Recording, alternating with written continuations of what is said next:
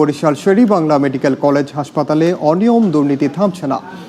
গত এক সপ্তাহ ধরে বরিশাল বিভাগের সবচেয়ে বড় হাসপাতালটিতে অর্ধেক চিকিৎসকই সেবা দিচ্ছেন না বলে অভিযোগ উঠেছে। সেবাগ্রহীতারা বলছেন, সরকার আসে সরকার যায়, কিন্তু সেবার মান বাড়ে না এই হাসপাতালে। প্রতিটি পদে হয়রানি আর ঘুষ বাণিজ্যের অভিযোগ করেন তারা। সুজয় দাসের তোলা ছবিতে অপূর্ব অপুর আরও একটি রিপোর্ট।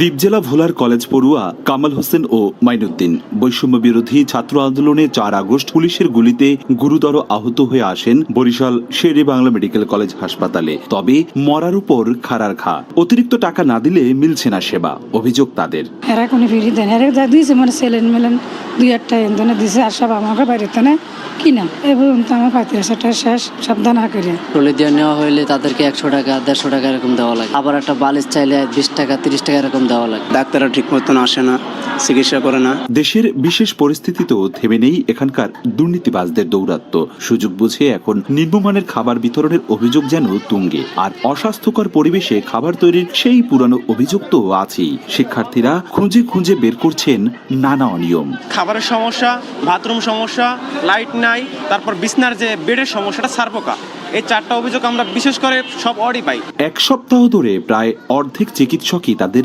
দায়িত্ব পালন করছেন না বলেও অভিযোগ উঠেছে। ক্ষমতার পট পরিবর্তনে কেউ ভয়ে আসছেন না, কেউ বা নিজেকে জাহির করছেন ক্ষমতার চূড়ার লোক হিসেবে, আর সেবা বঞ্চিত হচ্ছেন রোগীরা। যদিও হাসপাতাল পরিচালকের দাবি অল্প সময়েই শৃঙ্খলা ফিরে আসবে। সবাইকে নিয়ে একত্রিত হয়ে এখনো যে সব জায়গায় ল্যাকিংস আছে সেগুলো আমি দ্রুততম সময়ের মধ্যে এগুলো কমপ্লিট করতে পারবো। সরকারি স্বাস্থ্যসেবা আসছে সরকারের স্বাস্থ্যসেবা নিতে, সেখানে কেন সিন্ডিকেট? কারণ আমার পরীক্ষা আছে, আমার ওষুধ আছে, আমার চিকিৎসক আছে।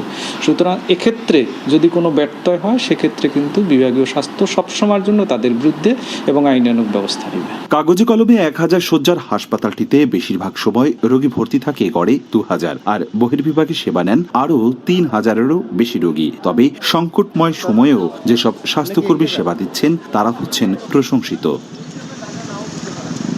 অপূর্ব অপু, সময় সংবাদ, বরিশাল।